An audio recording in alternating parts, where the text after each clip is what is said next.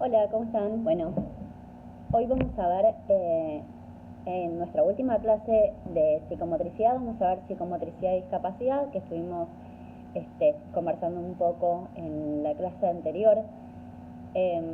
Siempre tenemos que, antes de plantear lo que va a ser la sesión de psicomotricidad, poder conocer el grado de discapacidad funcional de una persona. Esto es cómo se desenvuelve en el día a día, cuáles son las áreas que tienen fortaleza y cuáles presentan desafíos, ¿sí?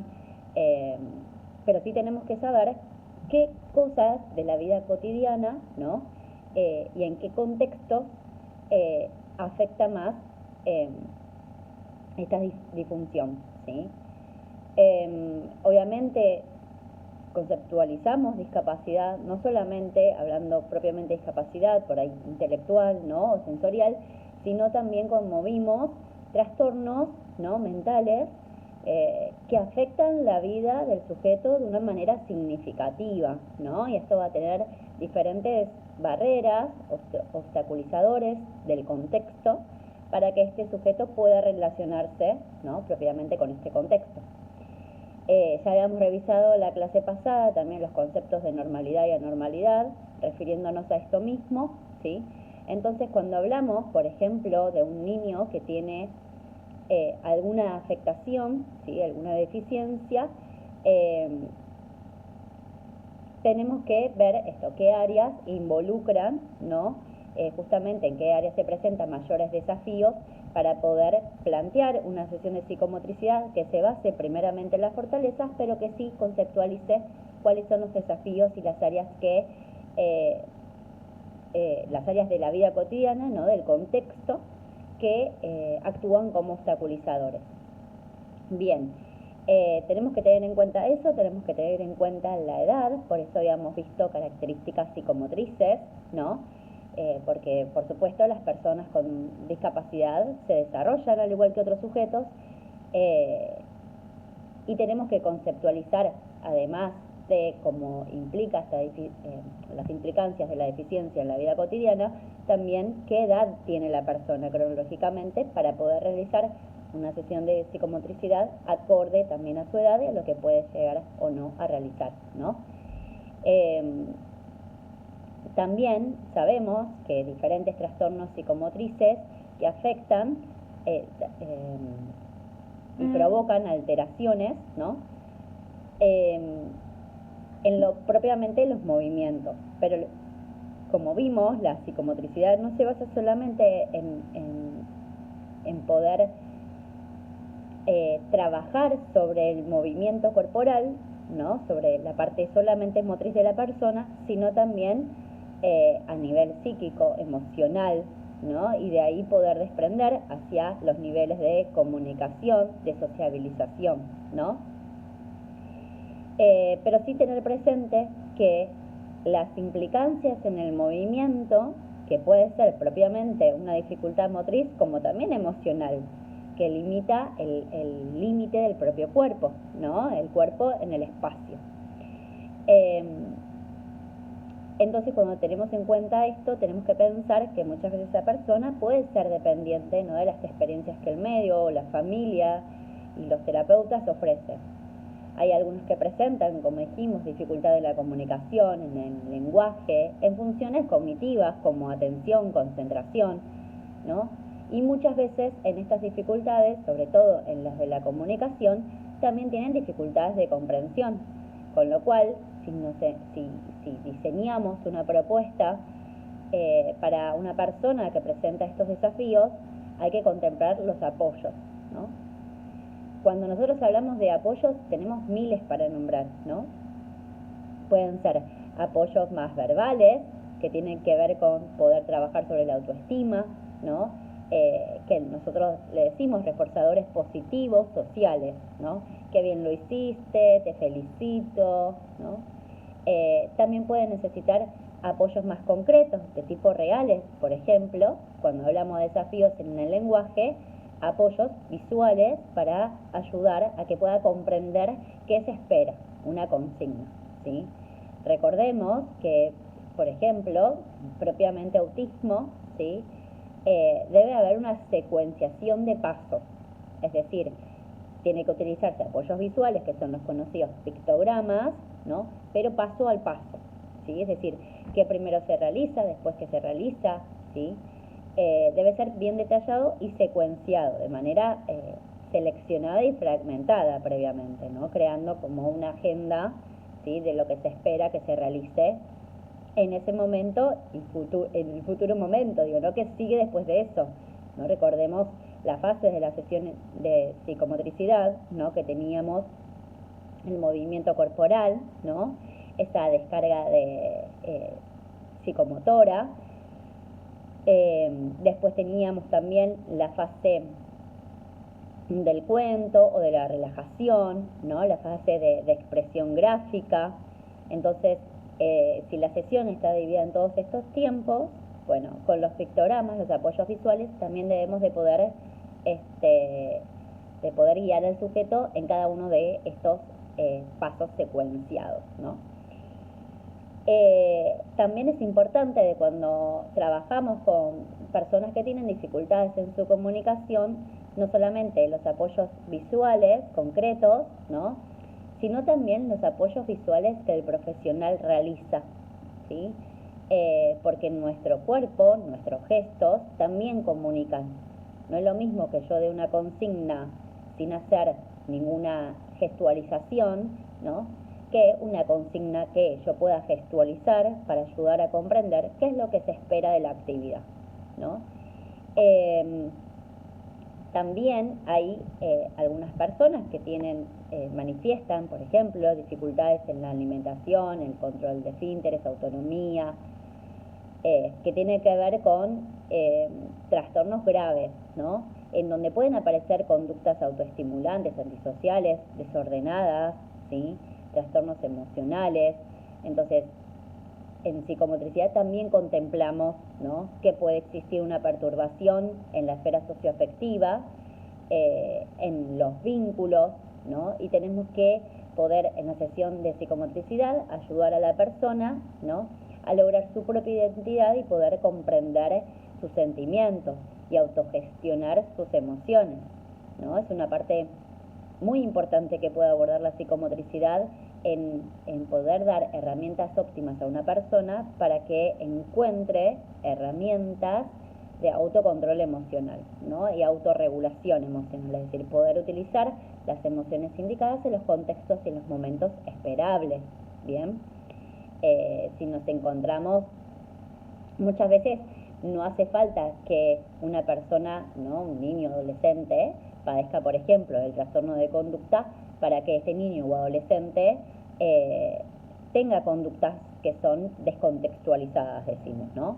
Muchas veces hay perturbaciones, como decíamos, emocionales, psíquicas y comunicacionales que hacen que no haya otra manera de expresión que no sea a través de una conducta desadaptativa. Entonces, ahí en esos momentos es crucial trabajar la autogestión de las emociones. Siempre me parece muy importante, primero conocer las emociones, ¿no? Que las personas sepan qué emociones hay y después que las puedan identificar en sí mismos. No es lo mismo, siempre digo, no es lo mismo lo que a mí me pone feliz de lo que la otra persona la pone feliz. O algo que a mí me puso feliz, a la otra persona puede que no la ponga feliz, ¿no? Entonces, son bastantes, si bien las emociones están en nuestro cerebro, ¿no? Y hay todo un mecanismo de regulación que es propia del cerebro, son bastante subjetivas también, ¿no? Porque tienen que ver con nuestra historicidad, con nuestra identidad, con nuestra formación como sujetos, ¿no? En el mundo. Entonces, siempre digo, hay que conocerlas y hay que saber identificarlas también. ¿Qué situación, ¿no? Me pone, ¿no? O me hace sentir con esta emoción, por ejemplo. Y después también pensar qué me llevó a sentir así, ¿no? Lo he trabajado mucho con niños, esto de, por ejemplo, preguntarle en qué situación te sentiste enojado, ¿no? Es decir, cuando pasó esto y esto y esto. Entonces, ahí la repregunta, ¿y por qué crees que esto pasó? ¿No? Y una vez que puedan reconocer por qué sucedió, decir, bueno, ¿qué otras maneras podemos de qué otras maneras podemos accionar para que esto no suceda y no te sientas después enojado, ¿no? Y ahí se busca la resolución de problemas, ¿no? Fíjense que todo este proceso de conocer cuáles son, de poder identificarlas en distintos momentos, también conocer qué me llevó a esa emoción en particular y cómo fue mi reacción, la conducta, ¿no? Es también un proceso cognitivo, en donde yo voy identificando, ¿no? Voy gestionando y también voy pensando otras posibles maneras de resolución. Sobre todo, esto se utiliza cuando existen dificultades en la conducta.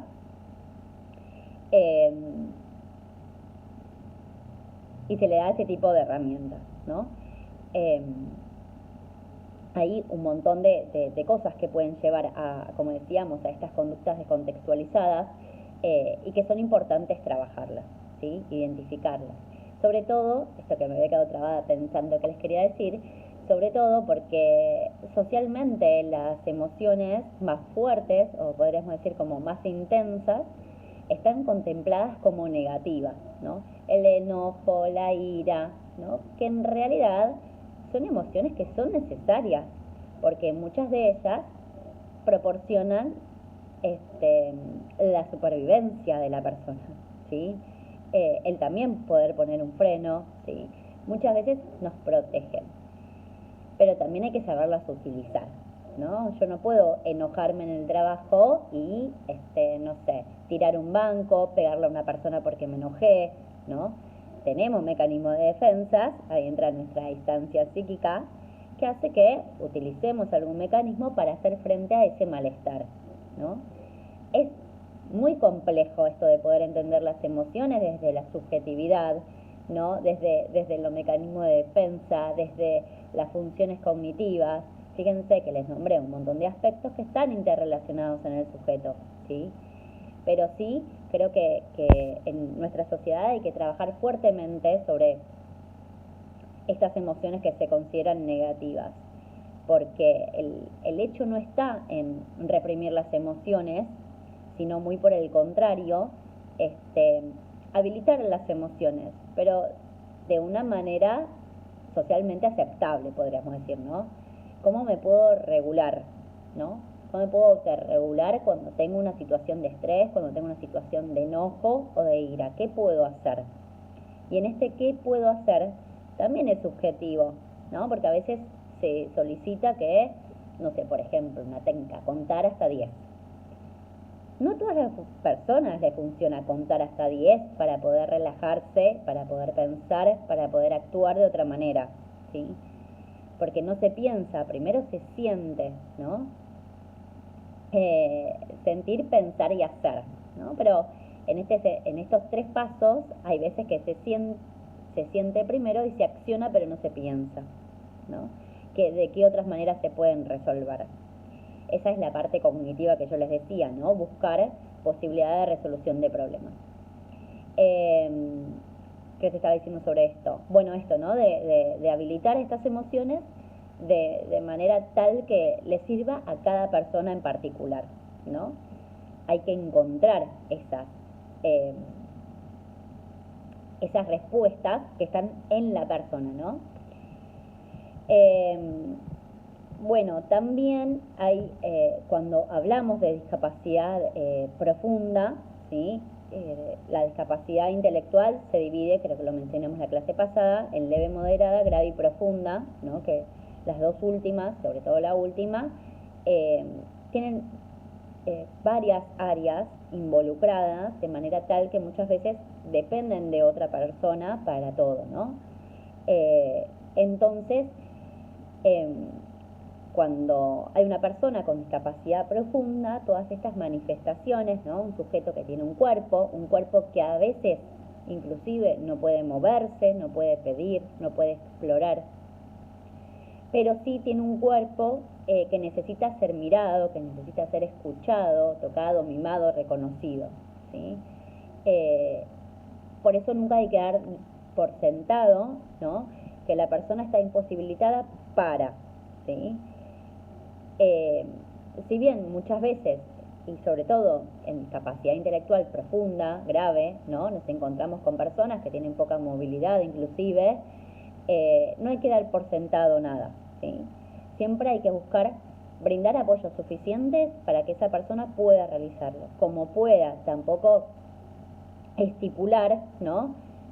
Cierta cosa y decir, bueno, no lo logra, ¿sí? Lo logrará a su tiempo, lo logrará a su ritmo y lo logrará con los apoyos necesarios, ¿no? La clase pasada, cuando conceptualizamos discapacidad, decíamos, la persona presenta una deficiencia y la sociedad genera la discapacidad a través de no ofrecerle los recursos, apoyos, ¿no? Herramientas, accesibilidad que la persona necesita para desenvolverse con autonomía en la sociedad a la cual pertenece, ¿no? En discapacidad intelectual no nos olvidemos que las personas tienen las mismas necesidades emocionales que cualquier otra persona, ¿sí? Necesitan ante todo oportunidades para poder desenvolverse, para ser dueños de sí mismos, ¿sí? Porque muchas veces necesitan tantos apoyos y dependencias de otra persona, ¿no? Y esto de depender de otra persona, de no poder ejercer con autonomía, termina borrando la subjetividad de las personas, ¿no? Entonces hay un punto muy central, emocional y psíquico, que hay que trabajar fuertemente, ¿no? Y esto se puede lograr en la sesión de psicomotricidad. Muchas veces la angustia, ¿no? Sobre todo, siempre digo, las personas con discapacidad los angustia mucho esto de no tener los apoyos para hacer tal o cual cosa, ¿no? De sentirse frustrado, diferente a los demás inclusive, ¿no? Entonces, tienen deseos, ¿no? Como cualquier otra persona, y muchas veces le es imposible poder realizarlos, ¿no? Un niño con una discapacidad motora o una discapacidad profunda, ¿no? Que depende de otra persona, no puede subir a una hamaca y hamacarse por sí solo, ¿no? Y jugar como otros niños que ve en una plaza. Necesita de ciertos apoyos y de cierta asistencia, ¿no? Y eso también los involucra emocionalmente, ¿no? Se angustian, padecen de tristeza, de frustraciones, ¿sí? Y esto hace que este niño multideficiente, ¿no? No solo se encuentre atrapado por su patología, sino también por otros acontecimientos que día a día lo encierran más en este rótulo de discapacitado, ¿no? ¿Qué quiere decir? No capacitado para explorar, para satisfacer sus necesidades, no capacitado para aprender, no capacitado para hacer, ¿no? Y entre otras cosas, que se encuentra muchas veces atrapado en ese deseo que no transita en la familia. Eso se queda acorralado en una imagen que no concuerda con la real, ¿no? Atrapado en ese organismo que hay que alimentar, que hay que higienizar, que hay que vestir, ¿no? Que hay que cuidarlo, pero también que hay que abrazar, que hay que acariciar, que hay que tocar, ¿no? Entonces, también pensemos que la familia también necesita mucha ayuda, ¿no? Porque son padres que se encuentran angustiados, que hasta a veces se sienten culpables de la problemática de su hijo. En algunas oportunidades no los deja disfrutar de aquellas posibilidades porque están por encima de la limitación, ¿no? Entonces, también se necesita, los padres necesitan herramientas. Hoy en día, por suerte, hay más profesionales que dirigen, ¿no? Una sesión a orientación a padres, que anteriormente no estaba, porque ellos también necesitan transitar todo este duelo, ¿no? Y poder duelar a ese hijo deseado que no fue tal y cual impartió su deseo, ¿no? Entonces hay un duelo que también la familia tiene que atravesar, y también la familia va a tener ciertas expectativas respecto a la discapacidad. Y las expectativas de una familia son muy importantes para contemplar qué este sujeto puede realizar en el futuro, ¿no? ¿Qué cree la familia? Que puede estudiar, cree que puede trabajar, que se puede independizar, que puede tener una familia, ¿no? Digamos, y estas expectativas son las que brindan oportunidades y apoyo desde la familia para con ese hijo, ¿sí? Pero claramente esa familia necesita anteriormente apoyos para poder sobrellevar este proceso de duelo y tener herramientas y orientaciones oportunas que le permitan brindar herramientas a sus hijos. Ahora, con la intervención del psicomotricista, ¿no? Decimos, este profesional inserto en una institución que brinda atención terapéutica, ¿no? Niños, jóvenes, adultos con discapacidades severas o profundas, ¿no? O en desarrollo sano también, lejos de la aplicación de una técnica o una metodología como única y como centrada, la intervención va a tener que ver con poder rescatar las potencialidades del sujeto y hacer vivenciar a ese sujeto experiencias placenteras que despierten el deseo de hacer y de ser con su cuerpo, ¿no? Es decir, esto, que puedan reconectar con esa imagen, ¿no? De sí mismo, que puedan reforzar el autoconcepto, ¿sí? Porque las personas con discapacidad están muy atravesadas por todo lo que no se puede, más de lo que se puede, ¿no? Entonces el trabajo del psicomotricista va a privilegiar el cuerpo del sujeto, como decía recién, dándole la posibilidad a ese sujeto de manifestarse tal cual es, ¿no? Con sus posibilidades, con sus limitaciones, ¿no? Con los apoyos que necesita para esas limitaciones, pero siempre rescatando quién es esa persona, ¿no? Que no resalte la discapacidad, sino que resalte el sujeto. Por eso decía, rescatamos la subjetividad de las personas, ¿no? Cómo están atravesados emocionalmente, psíquicamente, para después reforzar estas nociones que decía de autoconcepto, de la autoimagen de sí mismo, y poder ir trabajando sobre esas limitaciones, ¿no? Pero el sujeto tiene que creer que sí puede, ¿sí? Entonces, el psicomotricista, ¿no? Con su cuerpo, el que contiene, que decíamos, ¿no? Siempre el psicomotricista va a ser esa figura de apoyo, el que contiene, sostiene, incentiva a que el sujeto pueda desplegar todas sus posibilidades en acción. Propone, incentiva, provoca, alienta, estimula, ¿no? Hace nacer el deseo de ser y hacer con el cuerpo, ¿sí? No hay, si bien se reconocen las limitaciones, ¿no? El psicomotricista siempre debe alentar. El acto no es solamente una suma de contracciones musculares, ¿no? El acto del movimiento, sino también de deseo, de toma de contacto, de dominación o de destrucción, ¿no? También es una simple mirada, un simple parpadeo, una variación tónica, ¿no? Un simple sonido que nos deja al descubierto el deseo y el querer hacer de ese sujeto. A lo mejor las posibilidades o lo que podamos ir detallando de avances es mínimo, ¿no? Una mirada, un parpadeo, un sonido, ¿sí? Un balbuceo, ¿sí? Pero todo eso que puede parecer poco, que puede parecer insignificante, para un sujeto que tiene ciertas limitaciones es un montón. Y tenemos que contemplar que cada cosita, aunque parezca pequeña, es un avance, ¿no? Y es un incentivo también para ese sujeto, ¿no? Es sobre este deseo de hacer, sobre este querer hacer, que se basa la intervención del psicomotricista, ¿no? Hacer nacer en ese sujeto el deseo de hacer con su cuerpo, que en muchas oportunidades se encuentra acorralado por una patología, ¿no? Atrapado en un cuerpo dolorido donde no puede expresar sus emociones, preso también de un mundo fantasmático, ¿no? Que no le permite conectarse con sí mismo, ¿no? Y con otras personas en el aquí y ahora.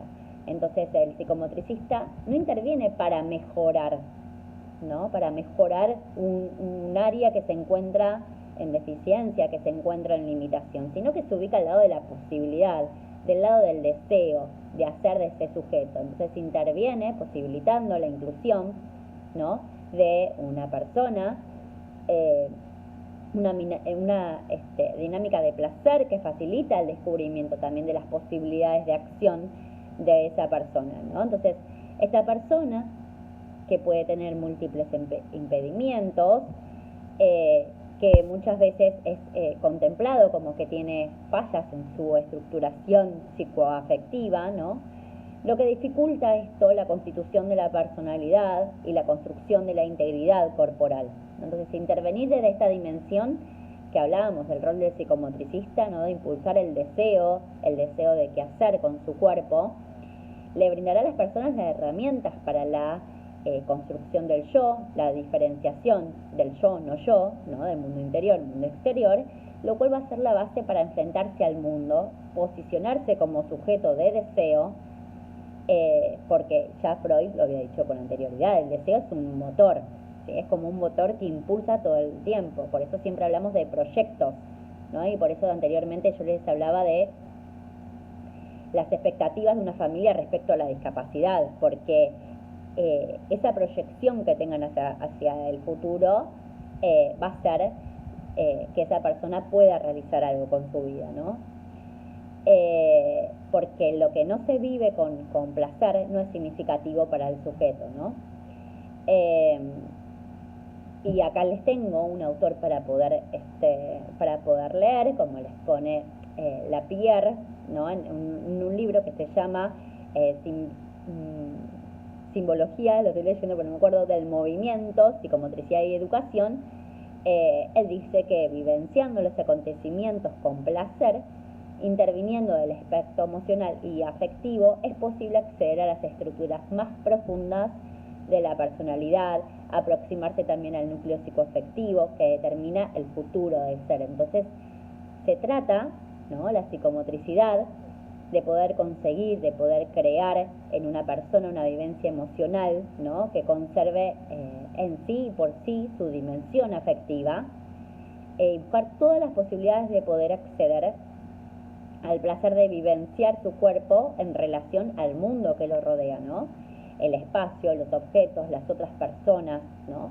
Esta vivencia que se busca siempre que sea placentera a través del contacto corporal, ¿no? Y acá vimos, recordamos a Camels con las manifestaciones corporales, que va a ser la base, perdón, para la construcción de la corporeidad de ese sujeto, ¿no? Y plantearse en un aquí y ahora, plantearse frente a un mundo, ¿no?, con un sinfín de oportunidades para seguir trabajando.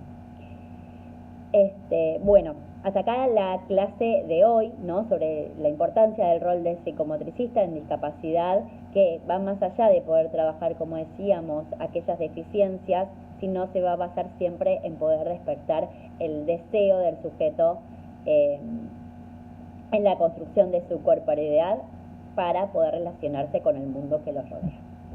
Nos vemos en otra clase.